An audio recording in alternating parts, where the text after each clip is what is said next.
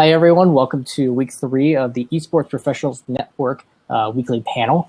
This is where we kind of bring in the experts of the field to, pick their brains and, really share any knowledge as we can with you guys, along with create an active and open discussion around, all things esports. Last couple of weeks, we did one on social media. We did one on the current trends. And this week, we're going to be talking about professionalism.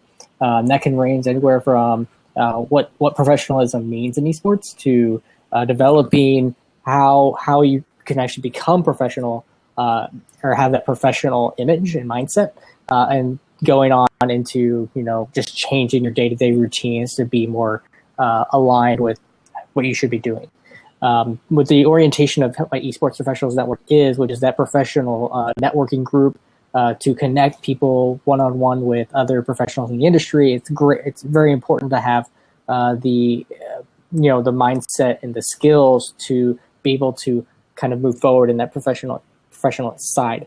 So that's why I decided to bring in David Bowman.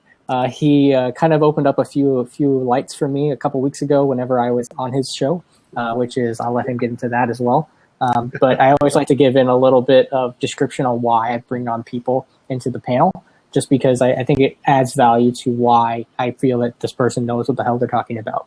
And for this, I'm going to go into what David did for his show. And for anyone who's been on his show, what he does is he reaches out to you first, and then he literally sends over like a 2 or 3 page proposal on what the whole thick conversation is going to look like, what type of questions he's going to ask, the time frame, what you should be doing beforehand. The whole experience was just beyond professional, and it wasn't just like, hey, do you want to be on my panel or on my show? And kind of there's the end of it. David can ask you, like, I haven't been super professional on how I organize and propose this. It's kind of like, hey, I want you to be on my show. I need some payback here. But I'll let David talk about who he is, what he does, and how you can tune into his show. All right. My main show is called the Coffee and Scotch Esports Show. It can be found on esports.online. It was formerly called the Esports Hero Cafe because Esports Hero is who sponsors me to do that show every week. And then I also do a couple other video series, including the most recent series with those of you who know Carly Morgan from the Esports Professionals Network. We do a show called Whiplash, the Esports Show. That I know Brandon's posted a couple of those videos, and they're found on my YouTube channel as well at Bowman Show that you can find right here. So, but basically, I kind of got into it because I wanted to talk about and do research into the behind the scenes of the esports scene. And the topic of being professional is kind of my early years in esports was actually back in 2003 with Unreal Tournament. And it was one of those things where unprofessional behavior was, if you've seen some of my videos, I know I've talked the death out of it, but we actually lost a sponsorship with Coca-Cola because of unprofessional behavior in the forums from admins and directors and stuff like that of our community that we were a part of. And back in 2003, $3,000 plus additional prizes from a brand like Coca-Cola was a huge deal at the time, and we screwed it up. And it was 100% because of unprofessional behavior. So the reason I do these videos is because, now you still see those same trends that screwed us in the past over 10 years ago happening today. And now they're hitting big news outlets. They're hitting things like the LA Times. They're hitting things, like obviously we have the esports things like the Daily Dot and now ESPN. But like those news articles are being talked about in big news networks now. And a lot of them are negative. And it all stems from having a little bit of professionalism, in my opinion. So that's kind of why I do the videos, is to try to teach and educate people on different aspects of esports. That's awesome. I always commend you guys on, what you guys do over there. And if you guys are ever looking for his shows, just go to YouTube and literally type in, I think it is Bowman Shootout is what you kind of have the show under right now. So go watch his stuff. Great content. It's going to educate you guys on so many different areas. So with that, we're going to get into our first question, or subtopic, however you guys like to call it, which is, what is your definition of professionalism? And this isn't just for esports. This is kind of just a blanket term on how would you describe professionalism. We'll get into how it is in esports after you answer that question.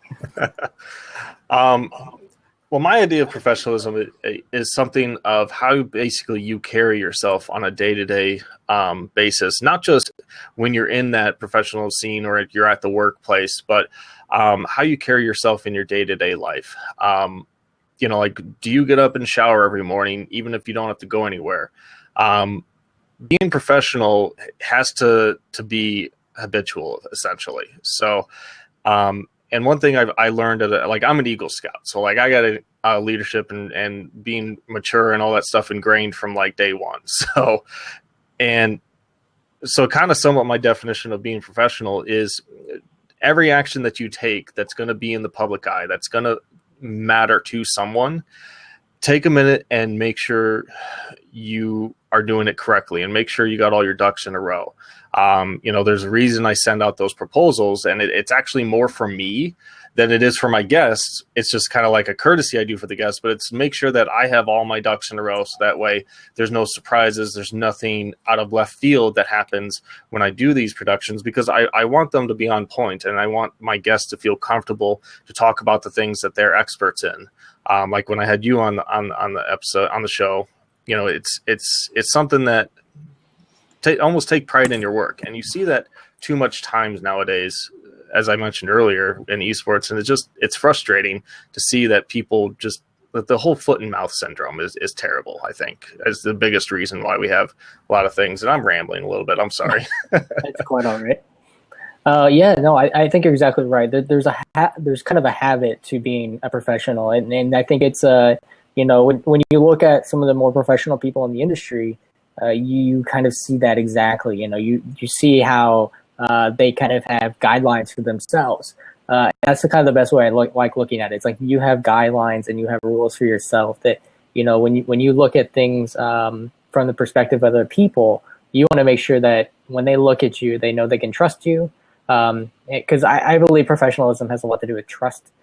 So like for me, it's all about making sure that I can establish trust with someone. And I think I've done that pretty well with the EPN.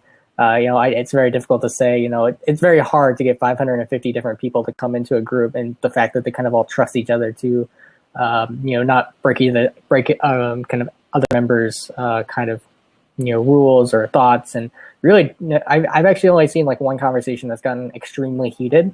And I think they even still diluted that conversation pretty well. So for me, I think it revolves a lot around trust, and it revolves a lot around kind of having an image and having that pride in what you do, that that other people can trust you. So that's going to kind of segue us into our next conversation, which is, where is professionalism in esports? And this could be kind of going along towards how people actually act professional in the industry. Is there enough people being professional in the industry, and kind of where do you see the tides kind of rolling in the industry? Well, I guess the best would be kind of to bring up the example you mentioned when we were chatting the other day was Tempo Storm, with the whole story about them selling their Counter-Strike team, and allegedly all blamed over a Skype call that Tempo Storm's owner hung up on. Which actually, apparently, if you do the research, the Skype call and them not making it into E-League are actually completely separate situations. But you will look at the fact that just the small fact that person saw who was going to be on the Skype call and hung up immediately.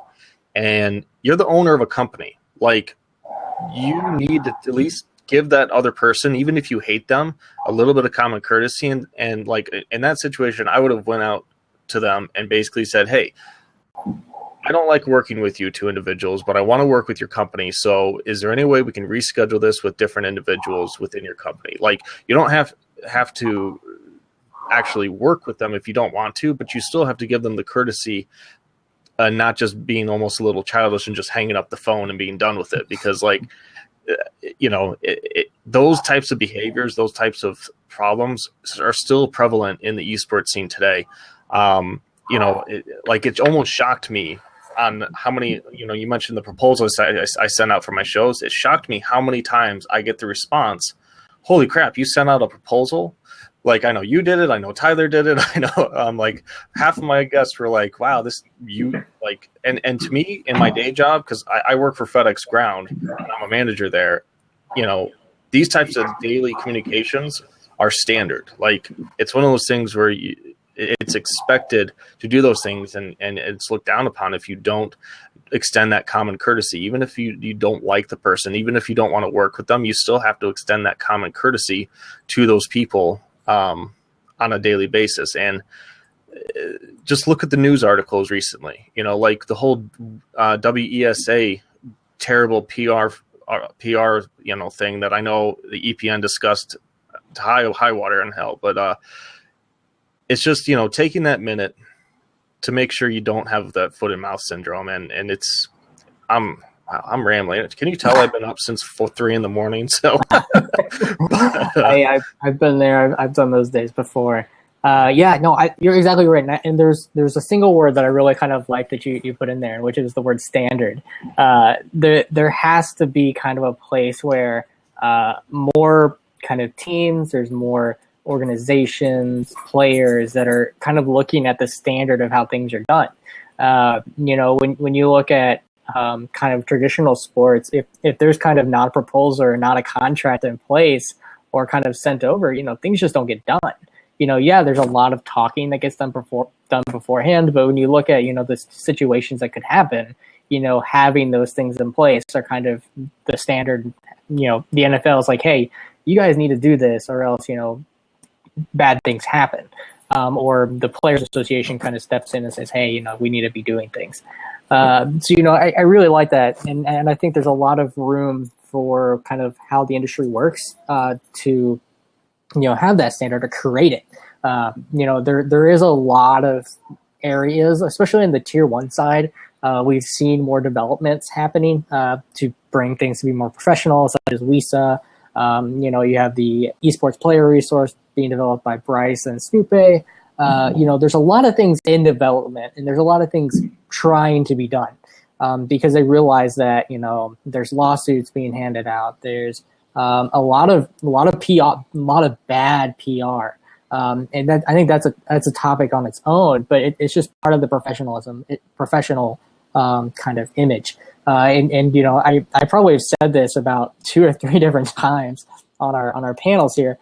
But one of the reasons I started Esports Entrepreneurs is because I got really upset with how I think it was TSM at the time handled their PR situations. It was all about these big blow up scenes. Players are really just saying, "Hey, here's what's been going on, and here's why this organization sucks." And when you look at things like that, it's just kind of like, wow, why is a company that's working with $1 million deals doing this? You as a $1 million company is very difficult for you to, just like the Coca-Cola example. It's very difficult for $1 million company to work with you if your company's out there bringing bad things to their name. Just with Tiger Woods and Nike, or obviously we haven't had any of those situations just because esports relationships aren't something that's kind of out there. But there are those situations that arise if it's bad visas to saying coaches are being terrible, or it's just slandering different people in the industry, which is probably one of the biggest complaints I have is the amount of slander and defamation that happens between either players, coaches, organizations, teams, and even like tournament organizers. There's a lot of it going around, and people think that's the only way that they can kind of get revenge is if they go public with things, which I mean, there's a fair amount to that. But there's also a lot of things in the back end that could kind of, not hurt so many people.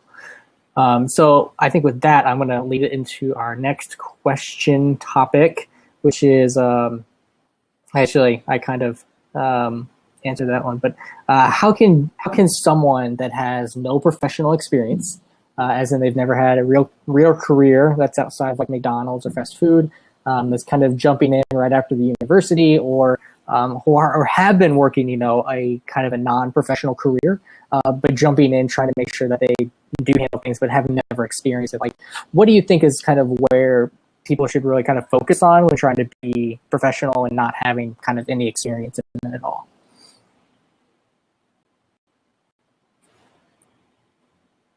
Oh, I don't hear you. Is that me? I think your mic cut out. I don't think that was me. Okay, we're gonna let David reset real fast because it looks like his microphone's not working. So with that, I'm going to kind of give you guys some of my opinion on that, which is if you're really looking to be professional or have a professional image, really go and just read. There's nothing about learning. If you think that at the age of 23, after you get done at college, or 22, whatever year you get out of university, that you're done learning, you really need to rethink your mindset. Just because professionals in the industry they literally can't stop learning. Yeah, I think we got you back, David. Is that right? All right, can you hear me? Yes. Awesome. All right.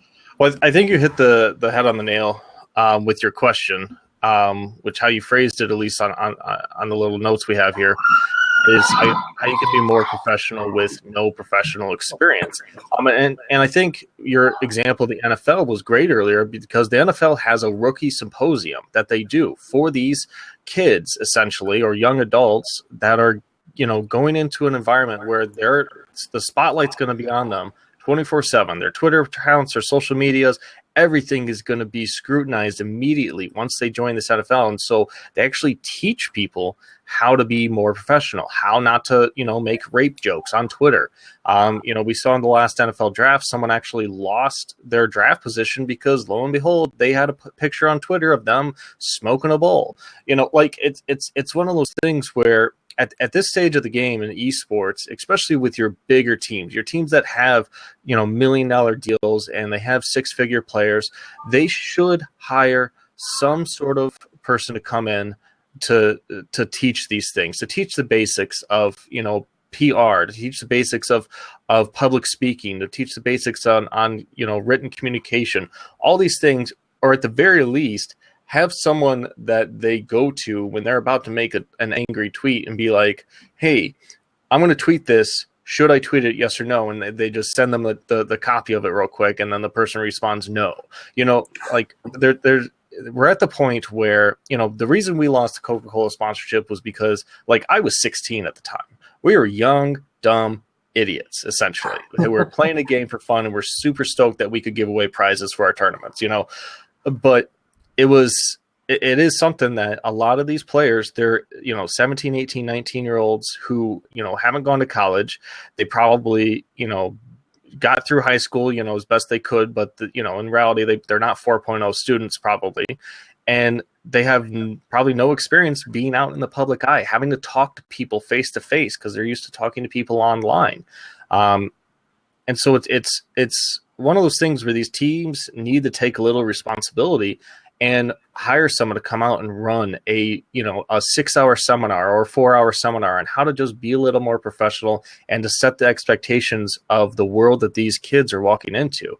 And I guess I shouldn't say kids, because I'm not that much older, but at the same time, it's something that the teams need to be proactive on. And we can't have instances like, I think it was 2 days ago on Twitter, I forget who it was, but a player tweeted out a rape joke, and the owner had to get involved and delete the tweet. And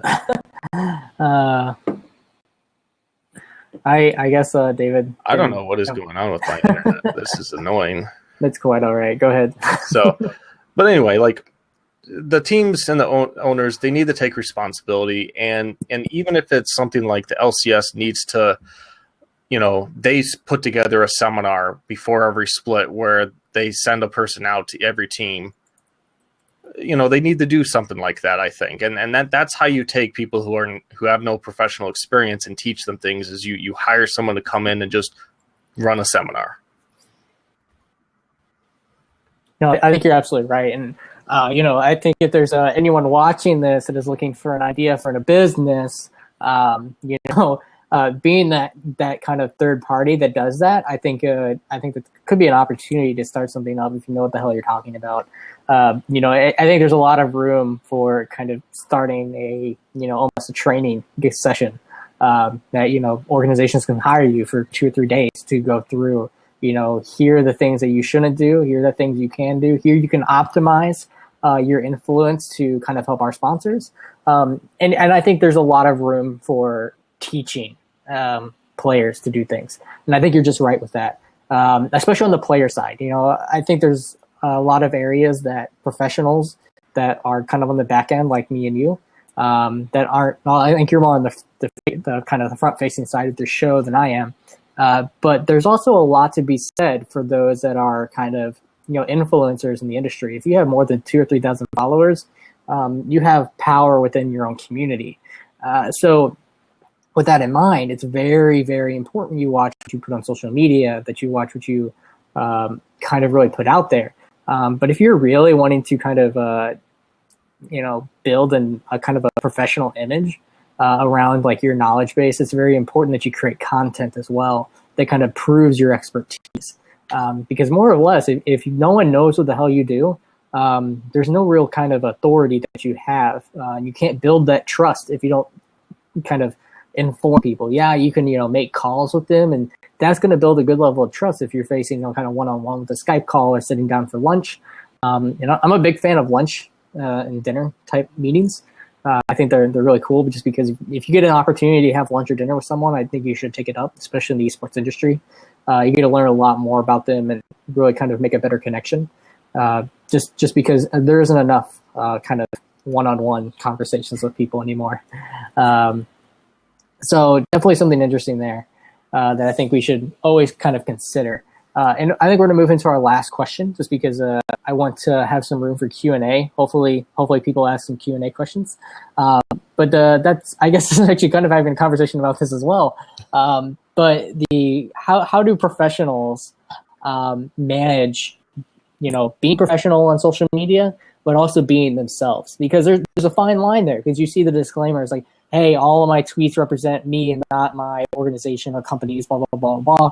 And Roger Quiles actually wrote a really good article on this for me on Esports Entrepreneur, which is pretty much just no, it's not going to help you in court, or it really doesn't mean kind of anything.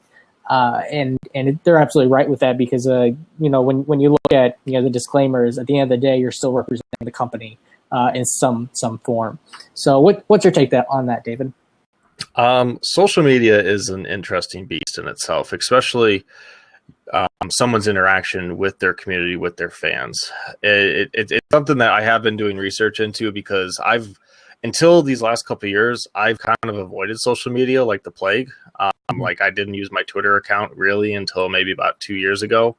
But it's interesting, because the more you look into it, you realize that you need to have those public interactions.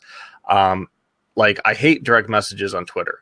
And the reason is because like a lot of that stuff is either spam or something that they probably should have just publicly tweeted at me, or I should have publicly tweeted at them, because it's not some of those things shouldn't be a private conversation. Some of those things, if you're trying to promote yourself, if you're trying to promote someone else, if you're trying to do something, it should be out in the public. And that shows that you're interacting with your community and interacting with your fans. And if you need to take it to a private conversation, then you can go to the DM like to discuss details. If you want to reach out to someone, don't DM them. Send them a tweet. They're more likely to retweet it than they are to read a DM, more than likely, especially if it's someone who has thousands of followers and get notifications. So, but at the same time, social media can't be like, you're not anonymous on social media really anymore. If you have a Twitter account, you have a Facebook account, you can't be anonymous, especially if you want to be active in the esports scene. So you do have to hold yourself accountable to the content that you put out there. Yes, someone may post a really hilarious, tweet with a GIF that's kind of vulgar and stuff like that. But like, do you really want to retweet that so that way you see it? Maybe you should have a personal Twitter account on the side or something like that.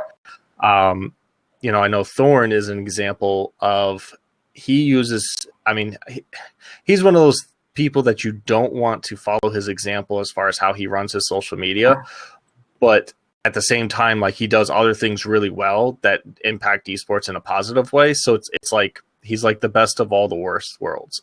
So, but if you look at his Twitter account, it most of it's a giant mess. And it'd be a perfect example of what not to do on your Twitter account unless you're already stupid famous and don't care like Thorn does. So. Yeah, no, there's a level of kind of stupid famous, and I think what Thorn does is great. Don't get me wrong, But there is definitely kind of a level of being very broad, or not broad, but being very blunt with how you say things. And you can piss a lot of people off very fast. And you know, if you're a person in a celebrity that's willing to do that, you have to have a very kind of very hard head to kind of control the emotions behind either receiving a lot of flack or receiving a lot of praise, because there's a lot of bad that comes with a lot of good. So definitely thinking about, you know, how you control that type of fluctuations and being very blunt with things. And you can see that I with Esports Entrepreneur, one of my goals on that was being very neutral with conversations. And I don't mean that in, you know, saying that everyone's right, but also looking at, you know, the conversations that people have and seeing that, you know, I can see sides of the conversations or even the third side, you know, when that happens. So there's a lot of angles that, you know, when you're trying to be professional that you have to look at, because if you're not willing to, you know, be aggressive, it can hurt you. But if you're being too passive, it can also hurt you. There's kind of a fine line of, you know, controlling your own personality, but also making sure that you represent all of your parties involved. And it's a conscious decision that has to be made. And I think, you know, you mentioned this earlier, is like having kind of that buffer, if you will, between, you know, a player's social media, you know, going through kind of a screen person saying, hey, yes or no, and then kind of it moving on. And, you know, if you're a person that actually needs to have that, you know, you have issues to begin with, that you probably should be kind of looking at from a personal level and making sure that, you know, your kind of emotions and anger don't get the best of you, and you tweet something that's going to hurt your reputation. Because we've seen that with people saying very sexist things in the industry, and it you know, if you want to be sexist in this industry, it's going to hurt you really fast, especially on a pro player level. So we are going to take a question from Mr. Jeremy. If he wants to jump in this open seat down here, he's more than welcome to. But his question is, thoughts on the esports organizations not responding back in emails. Is that seen as unprofessional, or just them saying they are not interested with no response needed? On impulse, I would say it is seen as unprofessional, but at the same time, depending on what their staffing is, they honestly may not have the staffing to respond to the number of emails they have. And it would look even worse if they just sent back an automated reply to everyone.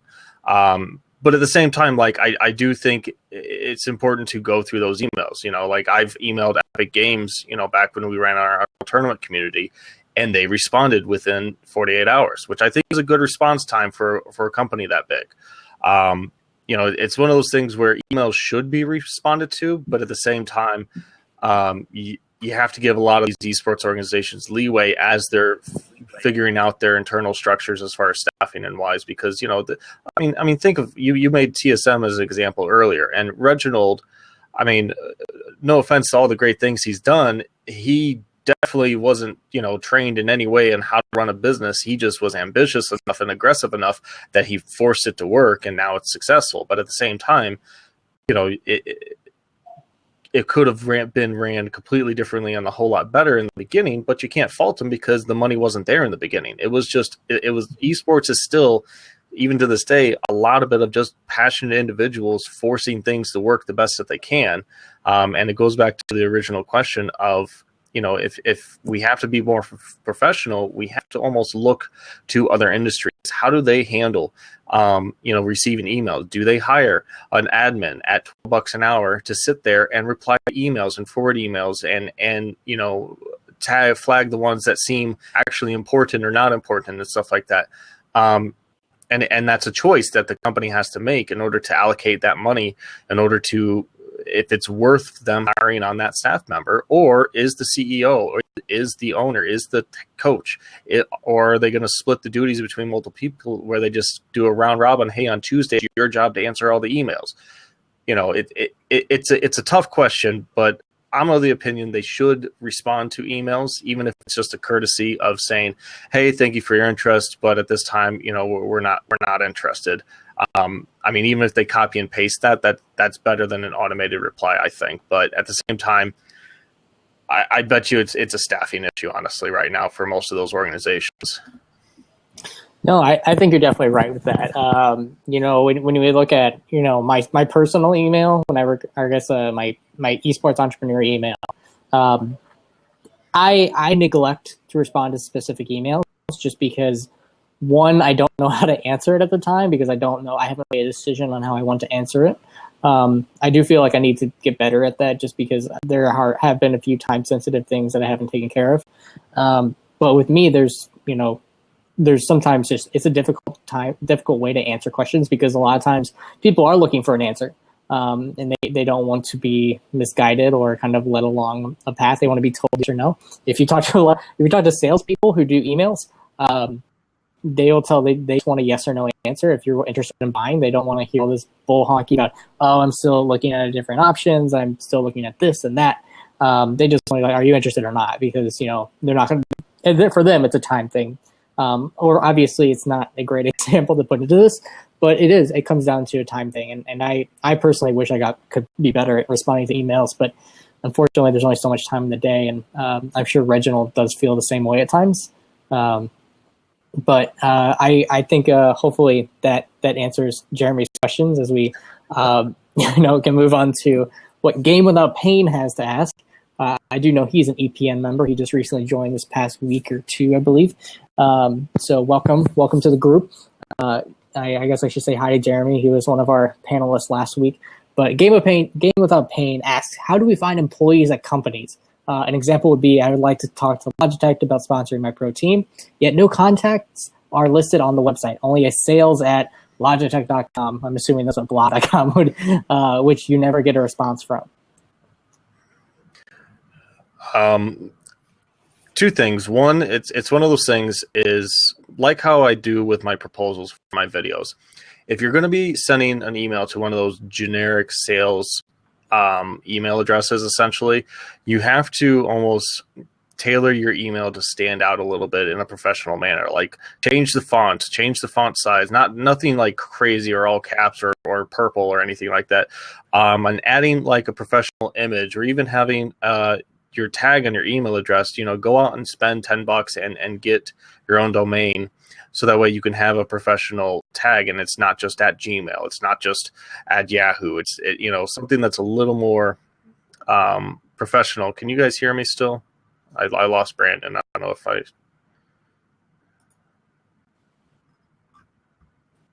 Okay. All right. So, all right. I lost Brandon on my screen, but basically it's one of those things where, as people are scrolling through those emails for the sales reps, they want to take they're going to be looking at them at a glance really quickly. And the ones that look more professional, the ones that look actually serious and well put together, they're going to give the time of day, in my opinion. So it's one of those things where,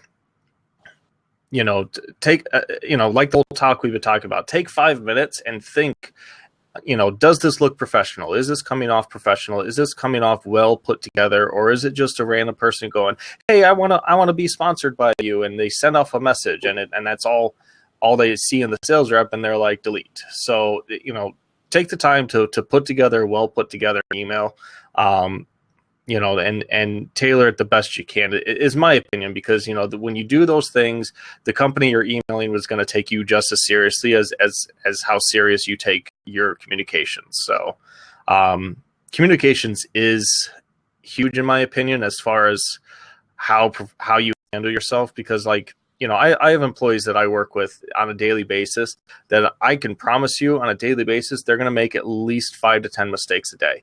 I still have to work with them on a daily basis. And so I adjust how I communicate with them, so that way I'm not condescending, I don't talk down to them, but I facilitate their strengths and try to compensate for their weaknesses and how I manage them on a daily basis. And it's one of those things where you just have to, how you tailor yourself, how you carry yourself in a professional manner matters in the long run, and matters in how people are going to respond to you as well. I think you're exactly right with that. Yeah, no, and kind of another thing to add to that is, go to LinkedIn. It's if you're not familiar with LinkedIn, you can also search for companies. If you're looking for an esports company directly, it's a little bit harder to find because not all of them are kind of listed on there. Or Some profiles aren't used. I've even seen that with EPN members. I'd say probably only about 50 or 60% of them actually use LinkedIn on maybe like a weekly or monthly basis. But I would say probably 90% of them have LinkedIn profiles of some sort, just from the data that I've gathered. So with that, it's relevant to search for specific kind of companies, and then also people inside that company. So if you're looking for Logitech, you're going to be looking for the marketing department. So you're looking, someone on the ground level, or someone that you feel like you could actually connect with on that level. And I've said this from an early age on. If you're looking to network with people at a specific company, look at how you can kind of be unique. Because obviously marketing departments have their connections, and they're going to do things A, B, C type ways. So if you can kind of stand out from the crowd and be offered them something different, there's the opportunities out there. In Logitech, they're always looking for things like this. So your value can kind of offer them something above and beyond what they're getting somewhere else. Get out there and reach out to them. So I don't know if David answered the second question or not, as I kind of jumped out there for a sec. But how do I know if my outbound emails even get to inboxes? Person get an email 30 days later saying, "Oh, sorry, I found this in my junk mailbox." I would probably say on this one, you can always do kind of look for an ask, an easy ask, just to get the reply. I've used that tactic in a few emails, just looking for an easy ask, then kind of the later on mumbo jumbo. And that can be something very, very simple, but and it always could be like, "Hey, I was looking to get some more information about your company, but I'm also looking for blah, blah, blah, this." So something that maybe they have a generic reply for that you can kind of get an easy reply. I haven't experimented much with, I guess, the email confirmation. I think Google has email confirmations, but I don't know. I don't know if David's played with that. I've not played with that too much, but also, I mean, it's one of those things where I don't like reply to all or forward to all those like emails your grandma sends you. So it's never something that I've never had one of my emails go to someone's spam box. So I guess I don't really know how to handle that, other than watch how many emails you send out so someone doesn't think you're spam and accidentally block you, that blocks all future emails. Or if you need to, again, set up a new email that's just for your esports related content, so that way that specific email is not going to have spam, not going to have a bunch of random stuff going to it. It's just going to be business.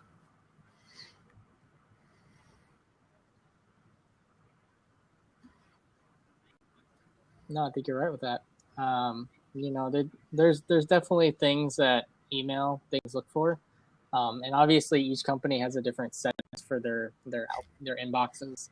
So I think it's a tough game to play the spam game, but if you get lucky, you're going to be hitting the right people, especially if you go the LinkedIn route of trying to find their contact information from there. Typically, you're going to get a good response if you go that route. Either sending them a message on LinkedIn, but then you also have to make sure that person is actually active on LinkedIn, because I have run into that case before where I sent messages and that person has not, like, you go to the recent activity, and they have like nothing at all. So, also be careful of that. So, last call for questions. I mean, I was just thinking of just another point as far as professionalism. Professionalism, being professional. Like a recent experience I had with, we were house shopping recently, and we set up an appointment with the realtor to, go see a house and everything like that. And I'm old because I still have a house phone, but we called them from the house phone. And we show up at the house the next day and they're not there. And we call their phone, and they're no answer. And apparently they wanted to reschedule, and they texted my house phone, which a house phone doesn't get texts, but they just assumed that texting would be okay and be a professional tactic. And they're excused me of, why would you text? Like, when I asked them, like, why would you text in the first place? Like, if I said, okay, yeah, go ahead and text me, that's a different case. But like, I'm about to spend tens of thousands of dollars with you. I don't want you to text me. I want you to call me. Be a professional. And, her excuse of, well, I text everyone and it's never been a problem. It's like, well, it was a problem today when you dealt with someone with a house phone and you were not dealing with that realtor anymore because to me, that was unprofessional to just assume they can text me like that. I don't know. It's little interactions like that we find in esports a lot where people they make the assumption that, sending a simple message or, sending something simple and that's not well put together is going to be okay, is going to be professional and going to be going to get a good response back. I mean, you're going to get back what you put into it. So take a little effort, take a little time and, put good work out there.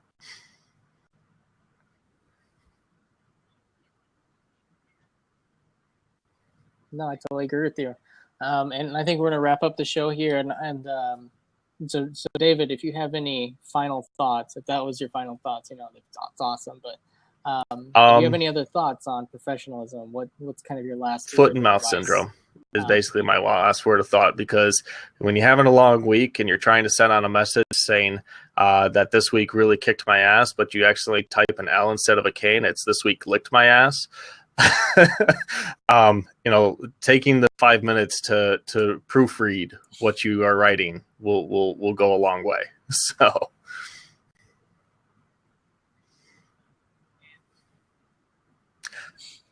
they can follow me at Bowman Shota. And my weekly show, Coffee and Scott's Esports Show, can be found at esports.online. And also at you can go to Bowman Shota on YouTube for all the rest of my content.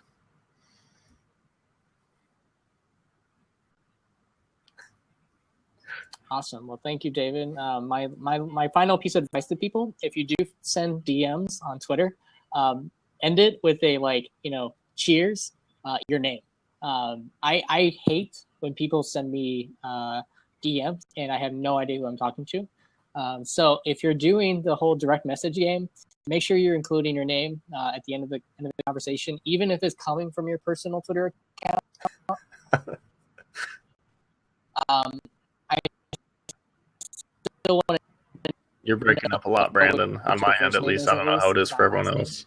So be sure to check that out and be sure you start kind of going that direction following. Well, we lost Brandon, but I agree with Jeremy. Don't end your direct messages with Crowdfire. If you can't pony up the money to pay for the Crowdfire app, just do it manually. Send a manual direct message instead of using the @Crowdfire. So Jeremy made a good point, but yeah, what were you saying, Brandon? Because you were the Terminator again. Yeah, I was pretty much saying the don't or if you're gonna do the direct message game, are we good now? Okay, if you do the direct message game, just make sure you have your name on the end of the direct message. I want to know who I'm talking to. So with that, I'd like to say thank you to everyone who tuned into this panel. And hopefully I'm not sounding like a Terminator at the end of this, but I would just like to say thank you to our panelist, David, and guys give him a follow, and we'll be back next week here at the same time. So cheers, guys.